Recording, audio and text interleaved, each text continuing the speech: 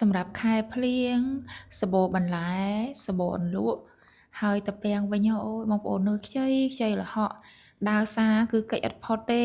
ឲ្យតែឃើញតាពាំងឃើញបន្លែខ្ចីបៃតងច្រើនអញ្ចឹង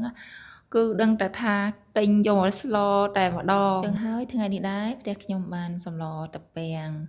បែបងាយៗទេនៅក្នុងការចំអិននិងស្លអញ្ចឹងសម្រាប់សម្លតាពាំងផ្ទះនេះខ្ញុំចូលចិត្តប្រើជាមួយនឹងសាច់ជ្រូកចិញ្ច្រាំហើយនេះខ្ញុំក៏ដាក់កំពឹសមួយដែរហើយ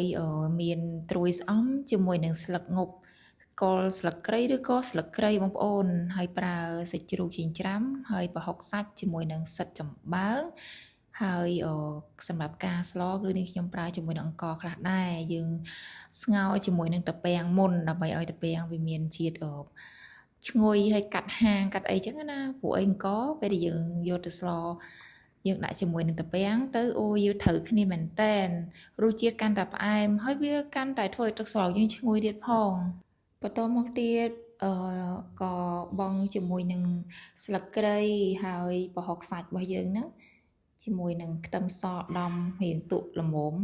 មួយកំពឹសទៅពីរកំពឹសទៅបងប្អូនព្រោះអីស្លខ្ញុំហ្នឹងក៏មិនច្រើនប៉ុន្មានដែរមួយចានធំហើយយើងបងជាមួយនឹងសាច់ជ្រូក3ជាន់ចូលមកបន្តទៅបងប្អូនឆ្កឹះជាដុំអញ្ចឹងក៏បានបងប្អូនអាចដាក់ព្រាយចូលនៅក្នុងទឹកស្លហ្នឹងក៏បានដែរតាមចំណង់ចំណូលចិត្តទេបន្ទាប់ពីវាពុះសាច់រាងឆ្អិនល្មមហើយខ្ញុំក៏បងជាមួយនឹងប៊ីចេងស្ករសម្សៅស៊ុបជាមួយនឹងសិតចំបើងចូលទៅជាមួយគ្នាតែម្ដងហើយកំពឹសនេះខ្ញុំបងទៅជាមួយគ្នាតែម្ដងព្រោះស្លហ្នឹងឆ្អិនលឿនដែរទេបន្ទាប់ពីយើងបងចូលគ្នាសពអស់ហើយមានទាំងគ្រឿងមានទាំងសាច់មានទាំងផ្សិតមានទាំងតាពាំងកំពឹសអីរួចរាល់ហើយយើងភ្លក់យករសជាតិមកល្មមសម្រាប់ដែលយើងញ៉ាំជាមួយនឹងទឹកត្រីញិចម្ទេសបានអញ្ចឹងណានេះទឹកត្រីញិចម្ទេសត្រៀមរួចរាល់អស់ហើយបន្ទាប់មកទៀតយើងភ្លក់យករសជាតិដែលយើងចង់បានរួចរាល់ហើយយើងក៏បងជាមួយនឹងស្លឹកងប់ហើយនឹងត្រួយស្អំទៅគឺរួចរាល់ជាការស្រេចហើយគឺងាយមែនតើបងប្អូនស្លនឹងវិញគឺខ្ញុំជឿថាបងប្អូនភាគច្រើនគេចូលចិត្តហូបសម្រាប់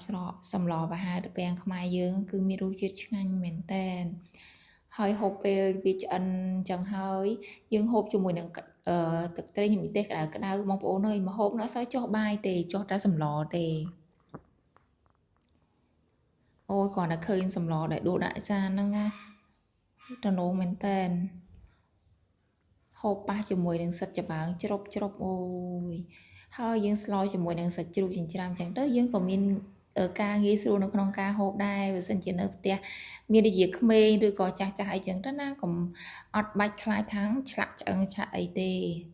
តមកទៀតនេះដួសមកសភាហ្នឹងមកអូយដោយបន្លែបៃតងមានម្ទេសខ្លះមកមានផ្សិតមានអីលាយឡំខ្លះមកអូយបងប្អូននៅទៅនោះឃើញស្លខ្លួនឯងហើយចង់ហូបម្ដងទៀតនេះក្តៅបងប្អូនអើយឃើញទឹកថ្លាអញ្ចឹងណាប៉ុន្តែជាតិណាអូយតំណងអត់បងប្អូនអរគុណបងប្អូនដែលបានតាមដានវីដេអូនេះខ្ញុំតាំងពីដើមរហូតដល់ចប់អរគុណបងប្អូន